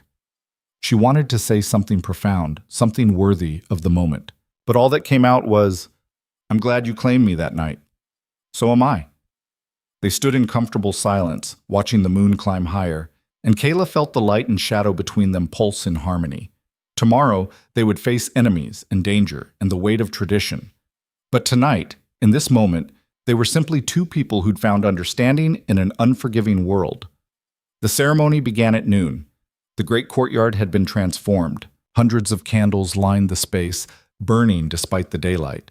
Banners from every major house hung from the walls, and at the center, a raised platform where the ritual would take place.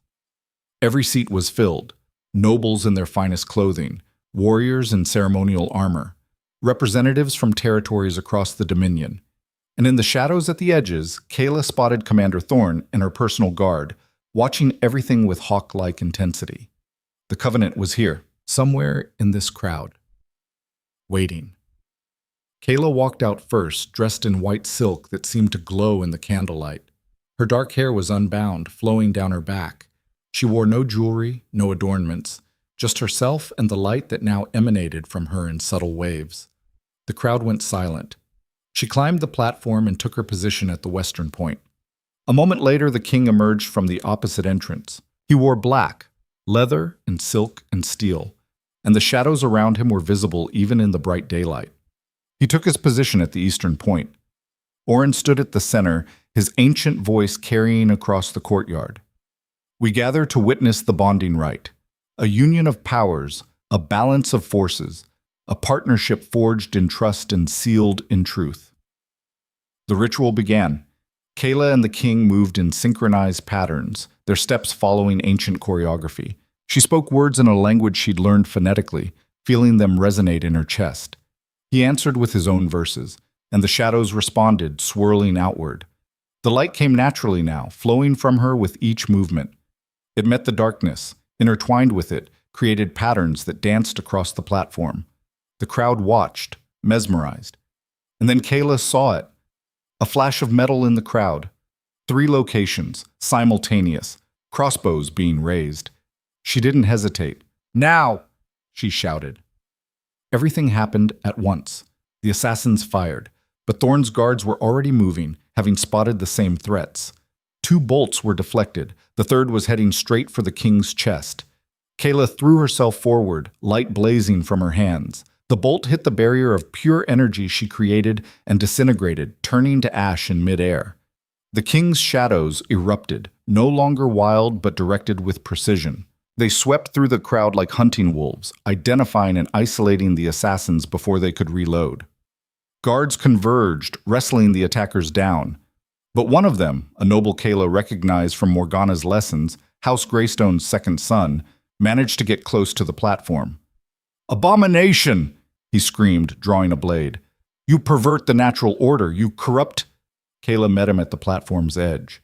She had no weapon, but she didn't need one. The light formed around her hand like a glove, and when he struck, she caught the blade with pure energy. "The natural order," she said quietly, her voice carrying across the suddenly silent courtyard, "is change, evolution, growth. You want stagnation. You want fear. And I'm done being afraid." She twisted her hand and the blade shattered. The noble stumbled back, terror replacing his righteous fury. "Take him," the king commanded. Guards dragged the man away along with his fellow conspirators. The courtyard was chaos, people shouting, guards moving, nobles demanding explanations. But on the platform, Kayla and the king stood together, light and shadow still swirling around them. "The ritual," Orin said urgently. "It must be completed now or never." They turned to face each other. The formal steps were abandoned. This was raw, improvised, real. The king took her hands. "I don't know all the pretty words, but I know this. You make me better, stronger, more human, and I choose you freely, completely." "I choose you too," Kayla said, and the light surged. "Your darkness doesn't scare me. Your power doesn't intimidate me. I see the man underneath, and I choose him." The energy between them exploded outward, light and shadow in a column that shot toward the sky, visible for miles. The bonding rite completed not through ancient ritual, but through genuine choice, genuine connection. When the light faded, something fundamental had changed. Kayla could feel him, not just physically near, but present in a way she'd never experienced. His emotions, his strength, his essence. And he could feel her, she knew, the same way. They were bonded, truly, permanently bonded. The courtyard erupted, some cheering, some outraged, all of them witnessing something that would be written about for generations. "The covenant failed," Morgana said, appearing beside the platform. Her sharp smile was triumphant. "Not only did they not prevent the bonding, they exposed their members in multiple noble houses. House Greystone, House Thornwall, House Ironpeak, all implicated. Arrest the heads of those houses," the king said, his voice carrying absolute authority. "Strip them of titles and lands. Their territories will be reorganized under new leadership. Leadership that understands the new order. Your Majesty, that's half the Northern Alliance. Then the Northern Alliance needs to learn that assassination attempts have consequences." He looked at Kayla, and she felt his determination through their new bond. The Dominion is changing, today, now. Those who adapt will prosper. Those who resist will fall. Over the next hours, the fortress became a storm of activity. Arrests, trials, swift justice for those who tried to kill them. But also announcements, new positions created, new policies declared. The bonding rite wasn't just ceremony, it was revolution. By evening, Kayla stood in the high chamber, exhausted and overwhelmed, watching the sun set over a dominion that looked different than it had that morning. "Are you all right?" The king's voice, but also a feeling through their bond. Concern, warmth, solidarity. "I just helped overthrow half the noble houses. You helped reveal traitors and create space for new leadership." He moved to stand beside her. "How does it feel?" "Powerful. Terrifying. Right." She looked at him. "Is this what you feel all the time? This weight of every decision affecting thousands of lives?" "Yes, but now you're helping me carry it." He smiled. "That makes it bearable." Through the window, they could see the fortress lit up with celebration. Word had spread quickly. The cursed king and the light bearer had bonded. The old order was breaking. Change was coming, and for the first time in either of their lives, they weren't facing it alone. "What happens next?" Kayla asked. "We rebuild. We show them that balance is stronger than dominance. We prove that partnership can transform a kingdom." He paused. "And we finish what we started, hunting down the rest of the covenant, consolidating power, making sure this change is permanent. Sounds like a lot of work. Years of it, probably. Good. Kayla leaned against him, feeling his presence through the bond like a second heartbeat. I'm done with being dismissed, done with being small, time to be dangerous. He laughed, and she felt his joy echo through their connection. To the most dangerous woman in the Dominion. To the most dangerous partnership in the world, she corrected. They stood together as night fell, the broken girl and the cursed king who'd found each other in the darkness. They'd faced assassination attempts, political upheaval, and an entire conspiracy determined to destroy them. And they'd won. Not perfectly, not without cost, but definitively. The covenant was broken. The old order was crumbling. And in its place, something new was being built. A dominion where strength meant more than fangs, where power could be balanced instead of hoarded, where a wolfless girl could stand equal with a king. The transformation had begun. And Kayla, who'd spent 18 years being nothing, was at the center of it all. Powerful. Dangerous. Necessary. Exactly what she'd always been meant to be. Exactly what she'd always been meant to be. But the covenant wasn't finished with them yet. The message arrived 3 weeks after the bonding rite, delivered by a rider who collapsed at the fortress gates with an arrow in his back. He died before the healers could reach him, but the scroll clutched in his hand survived. Commander Thorne brought it directly to the king's war room, where he and Kayla were reviewing the reorganization of the northern territories. One look at Thorne's face told them this was serious. Read it, the king said. Thorne unrolled the blood-stained parchment. It's from the Covenant's leadership. They're calling for a trial of dominance. The room went cold. Explain, Kayla said, though the dread pooling in her stomach suggested she already knew. It's an ancient law, Orin said, appearing in the doorway as if summoned by the words themselves. Predates even the kingdom. When fundamental disputes arise about the nature of leadership, about who has the right to rule, either party can call for a trial, single combat between the disputing leaders. Winner takes everything. They want me to fight their champion, the king said flatly. Not you. Thorne's eyes shifted to Kayla. They're challenging her, specifically. They claim that since she's now bonded to you as equal partner, she must prove her right to that position through combat. If she refuses, they'll declare the bonding rite illegitimate and call for open rebellion across every traditional pack. Silence crashed through the room. That's insane, Morgana said, striding in behind Orin. She's been training for 2 months. Their champion will be someone who's fought their entire life, which is exactly why they're doing it.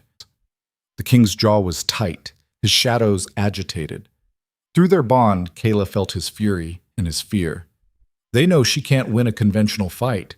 They're banking on me refusing to let her compete, which gives them grounds to challenge the legitimacy of our partnership. And if I do fight and lose? Kayla asked quietly. The bonding rite is declared void. I'm stripped of my partner status, which the covenant will claim proves the curse has made me unfit to rule alone. They'll push for a regency council, effectively ending my reign. His gold eyes met hers. And you'll likely be dead. When is this trial supposed to happen?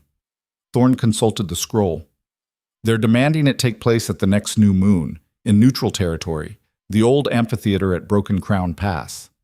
That's 2 weeks, Kayla said. Barely enough time to... Thorne stopped herself, but everyone heard what she didn't say. Barely enough time to prepare for your funeral. I'll do it, Kayla said. Kayla, no. The king started. Do we have a choice? She stood, facing him directly. If I refuse, everything we've built collapses. The new order dies before it really begins. The covenant wins by default. You'll die. Maybe. Or maybe I'll prove that strength comes in forms they've never imagined. She felt his terror through their bond, his desperate desire to protect her, but also something else. A reluctant recognition that she was right. You said I make bold choices in harsh circumstances. This is one of those moments. The king stared at her for a long moment, a dozen emotions warring in his expression. Finally, he turned to Thorne. You have 2 weeks to prepare her. Everything you know. Everything you can teach her. No holding back. Your Majesty, even with intensive training, I know the odds. Do it anyway. He looked at Morgana. Send word accepting the challenge. But on one condition, the fight is public. Witnessed by representatives from every major territory. I want no doubt about the outcome, whoever wins. That will bring thousands of spectators, Morgana said. Good. Let them see what happens when you underestimate the Lightbearer. The next 2 weeks became a brutal gauntlet of preparation. Thorn pushed Kayla beyond every limit she thought she had. They trained from before dawn until long after dark, focusing on speed, evasion, and exploiting weaknesses. Kayla learned to fight dirty, eyes, throat, joints, anywhere an opponent wouldn't expect an attack from someone supposedly refined and cultured. Forget honor, Thorn said, driving her through yet another punishing drill. Honor gets you killed. Survival is what matters. They want you to fight like a warrior? Give them something they've never seen before. In the evenings, Orin taught her about the Lightbearer abilities that might manifest under extreme stress. Healing, shielding, even brief bursts of enhanced strength when channeling the light properly. Your power responds to necessity, he explained. In the throne room, you created a barrier because you needed to. In the high chamber, you calmed the curse because the alternative was death. The trial will push you to your absolute limit. Trust that the light will answer. And if it doesn't, then you adapt. You always have. The nights were for the king. They would sit in this high chamber and she would dance, but differently now. Not to calm his curse, but to strengthen their bond. To weave their powers together so completely that even separated by the distance of an arena, they would still be connected. I can feel you, he said one night, his hand pressed against his chest. Even when you're not moving, I feel you here. Your light is part of me now. And your shadows are part of me. Kayla sat beside him, exhausted from training. Is that supposed to happen? I don't know. The bonding rite hasn't been successfully performed in living memory. We're making this up as we go. He took her hand and power pulsed between them, light and shadow in perfect balance. But I know this. Whatever happens in that arena, you won't be alone. I'll be with you. Always. The vulnerability in his voice made her chest ache. You're afraid I'll die. Terrified. Then teach me something only you know, some technique, some approach. Give me an edge. He was quiet for a moment. Then, the curse taught me something about power. Most people think strength is about force, hitting harder, moving faster. But real power is about control, about using exactly what's needed and no more. Efficiency over brutality. How does that help me fight someone twice my size? Because they'll expect you to use your light as a weapon. Blasts of energy, barriers, obvious displays of power. That's what a light bearer should do according to the old stories. His gold eyes gleamed. But you're not just a light bearer anymore. You're bonded to a cursed king. You have shadow as well as light. Use that. Be unpredictable. Be impossible to categorize. Understanding dawned. Fight like something they've never seen before. Exactly. They spent the remaining nights experimenting. Kayla learned to blend light and shadow, creating techniques that were neither purely one nor the other. A shield that looked like darkness, but burned like light on contact. Strikes that appeared to be shadow tendrils, but carried the searing energy of pure illumination. It was exhausting, dangerous work. More than once, the power backfired, and she woke on the floor with the king hovering over her, shadows wrapped protectively around them both. But slowly, impossibly, she began to master it. The day of the trial arrived cold and gray. Broken Crown Pass was a natural amphitheater carved into the mountains by ancient glaciers. Stone seats rose in tiers around a circular arena floor, and today every seat was filled. Thousands had come. Nobles, warriors, common pack members. Everyone wanted to witness the trial that would determine the future of the Dominion. Kayla stood in the preparation chamber beneath the arena, listening to the roar of the crowd above. She wore simple fighting clothes, reinforced leather, flexible and light. Her hair was bound back. She carried no weapons, just herself and the power that lived inside her now. Thorn entered, her face grim. I've seen their champion, it's Ray's Bloodfang. The name meant nothing to Kayla, but Thorn's expression told her everything.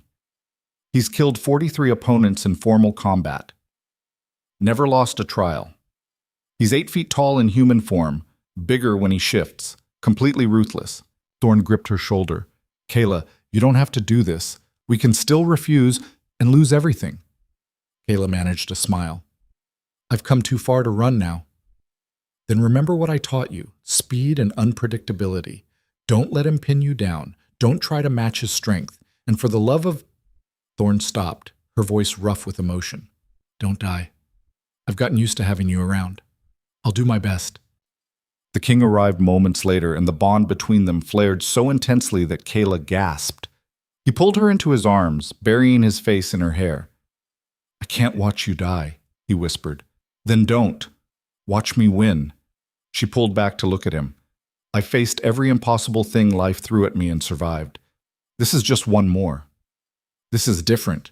No, it's the same. I was broken and became whole. I was weak and became strong. I was nothing and became your equal. She touched his face. Trust me. Trust what we've built.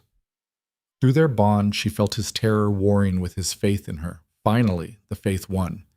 End this quickly, he said. Show them what you are. I will. The horn sounded. Time to enter the arena. Kayla climbed the stairs into blinding sunlight and deafening noise. The crowd roared when they saw her, some cheering, some jeering, all of them hungry for spectacle. Across the arena, a door opened, and Ray's Bloodfang emerged. He was massive, not just tall, but built like violence made flesh. Scars covered his exposed arms and chest. His eyes were predator-sharp, his movements controlled and efficient despite his size. When he smiled, his teeth were filed to points.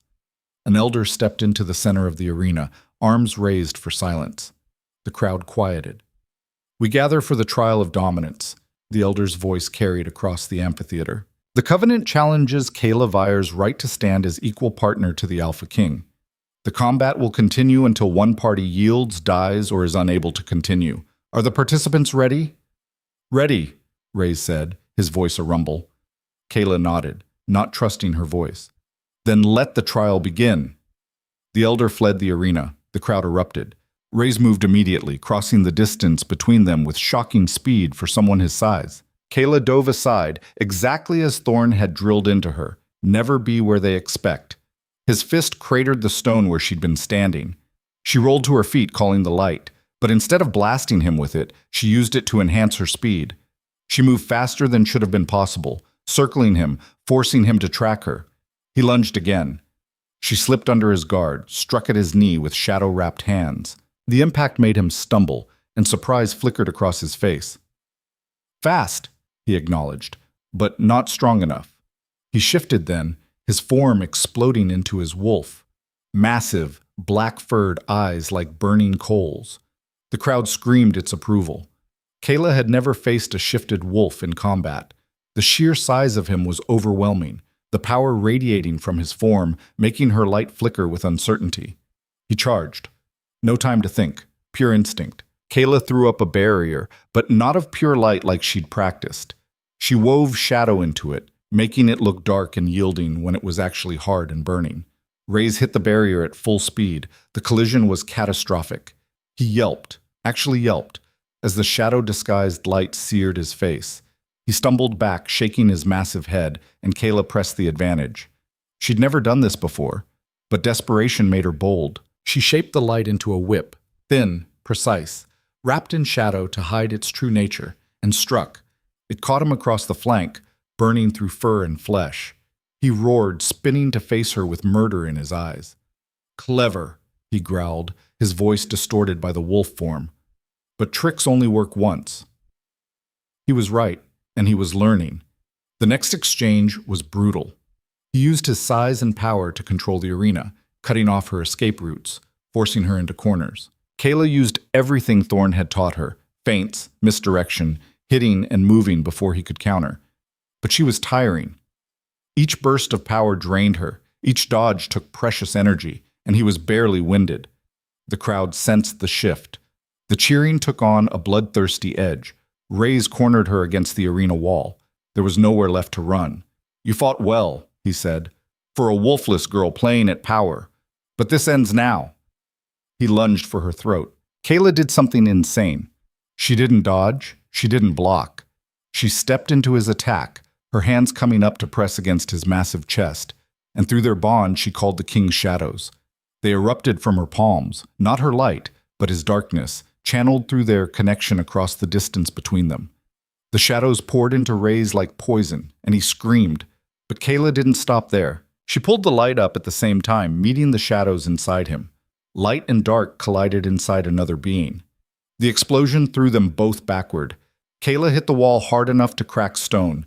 Ray's crashed to the arena floor and didn't move. Silence. Absolute crushing silence. Kayla pulled herself to her feet, her body screaming in protest. Blood ran from a cut above her eye. Her ribs felt cracked. But she was standing. Ray's was not. The massive wolf lay motionless, smoke rising from his fur where light and shadow had torn through him from within. His chest rose and fell. He was alive, barely, but completely unconscious. The elder rushed forward, checked Ray's condition, then raised his arms. "The trial is concluded. Kayla Vire stands victorious." The crowd erupted. Not jeering now, not mocking, shocked, amazed, terrified cheering that washed over the arena in waves. Kayla stood in the center of it all, bleeding and barely able to stand, and raised her eyes to the royal box where the king watched. Even from this distance, she felt his pride through their bond, his relief, his absolute unwavering faith in what she'd become. She'd won. Against impossible odds, against the Covenant's best warrior, against every expectation and tradition, she'd won. The broken girl from Ironfang Ridge had just defeated a legend. The aftermath was controlled chaos.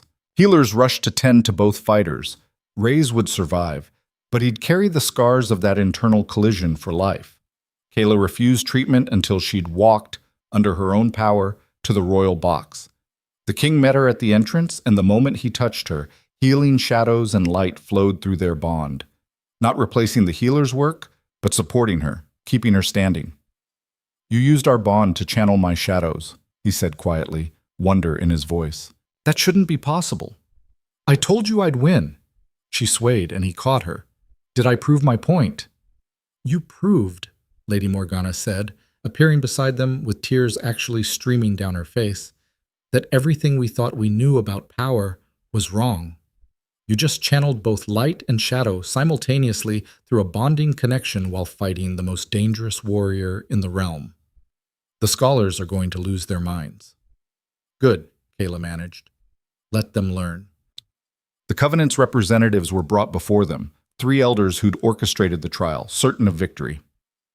They stood in chains now, facing the king and the woman who'd destroyed their champion. "The trial has concluded," the king said, his voice carrying across the arena. "Kayla Vire's right to stand as my equal partner is proven beyond all dispute. Do you accept this verdict?" The elders exchanged glances. The center one, ancient and bitter, finally spoke. "The trial was won. We accept the outcome." "But do you accept what it represents?" Kayla asked, stepping forward. "Do you accept that strength comes in forms your traditions never imagined? That power can be balanced instead of hoarded? That change is inevitable and resistance is futile?" Silence. "Answer her," the king said softly, and the shadows surged. "We accept," the elder ground out, "that the old order has ended, that a new age has begun, that the Lightbearer and the cursed king have forged something we cannot defeat." "Then spread that message," Kayla said, "to every Covenant cell, every traditionalist pack, every corner of this dominion that still clings to the past. Tell them what you saw here today. Tell them that the girl without a wolf just defeated your greatest warrior using powers you can't even name.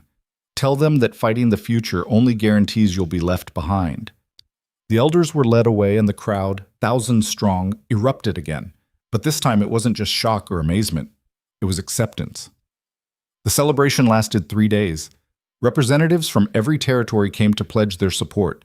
Noble houses that had been skeptical now competed to align themselves with the new order.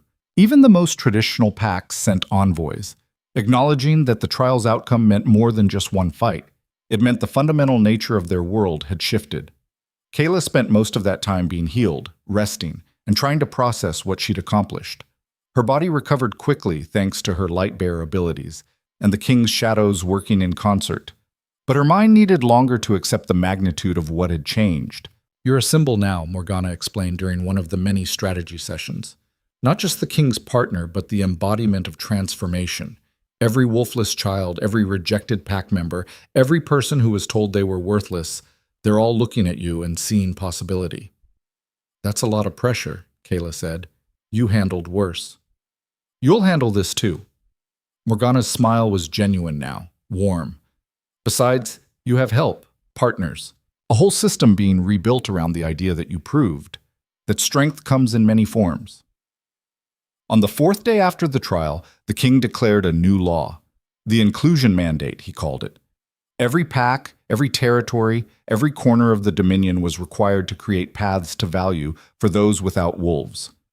Training programs, alternative service roles. Recognition that contribution came from more than just physical strength. Resistance was expected, but enforcement would be absolute. We're not asking them to like it, he told his assembled advisors. We're requiring them to do it, and we're watching to make sure they comply. The age of discarding the wolfless is over. Kayla stood beside him during the announcement, her hand in his, light and shadow intertwined around them. The visual was deliberate. The cursed king and the light bearer, partnership made manifest. But the real work came in the quieter moments. One afternoon, a messenger arrived from Iron Fang Ridge. Not an official delegation, just a single woman, middle-aged, worn by hard living. She requested a private audience with Kayla. They met in a small garden in the fortress, away from the crowds and politics. My name is Marta, the woman said. I was the head cook at Iron Fang Ridge. I knew your mother. Kayla's breath caught. You did? She was kind to me when my wolf failed to come. Treated me like a person, not a burden. I should have done the same for you after she died. Marta's eyes filled with tears. I'm sorry. I'm so sorry I stayed silent while they mocked you, while your uncle used you. I was afraid, and that's no excuse, but I need you to know. I'm sorry. Kayla felt the apology settle in her chest, filling cracks she hadn't known were still there. Thank you. The pack is changing. Since word of the trial spread, people are questioning everything. Your uncle's exile, your parents' deaths, the way wolfless members are treated. It's chaos, but it's also possibility. Marta managed a watery smile. You did that. You made us look at ourselves. What will you do now? We're petitioning for new leadership, someone who believes in the inclusion mandate, someone who will make Iron Fang Ridge a place where what happened to you can never happen again. She pulled a small package from her bag. I brought you something. Inside was the wooden doll Kayla had left behind, the one her mother had carved. She'd thought it lost forever. Your room was cleared after you left, Marta explained. I found this and kept it safe. Thought you might want it back. Kayla held the worn toy, memories flooding through her. Her mother's hands carving it, her father's laughter. The girl she'd been before everything fell apart. Thank you, she whispered. After Marta left, Kayla sat in the garden for a long time, the doll in her hands. The king found her there as evening fell. I heard you had a visitor, he said, sitting beside her. Someone apologizing for the past. Kayla turned the doll over in her hands. It's strange. I spent so long wanting them to see me, to value me. And now that they do, now that the pack is changing, I don't need their validation anymore. Because you found it in yourself. And in you, in this place. In what we're building. She leaned against him. The girl who treasured this doll is gone. I'm someone different now. Better? Just more. More than I was allowed to be there. More than anyone expected. She looked at him. Is that how you feel? Like you're finally becoming who you were meant to be now that the curse is balanced instead of consuming you? Yes. His arm came around her shoulders. We saved each other, you know. I gave you a place to grow. You gave me a way to survive. Neither of us would be here without the other. Good thing you claimed me that night, then. Best decision I ever made. They sat in comfortable silence as stars appeared overhead. Somewhere in the fortress, councils were meeting, policies being drafted, the new order taking shape. But here, in this moment, they were simply two people who'd found understanding in an impossible world. The wooden doll sat between them, a reminder of what was lost, what was survived, what was transformed. 6 months later, the transformation was undeniable. The Dominion looked different, felt different, New training facilities had opened across every territory, teaching wolfless members alternative paths to contribution. The military incorporated non-combat specialists. The government created advisory positions for those with skills beyond traditional strength. It wasn't perfect. Resistance bubbled up in pockets, old attitudes dying hard. But the direction was set, the momentum unstoppable. And at the center of it all, the cursed king and the light bearer ruled together, literally together, their bond allowing them to share duties, perspectives, decisions. What one missed, the other caught. What one struggled with, the other strengthened. They were more than partners.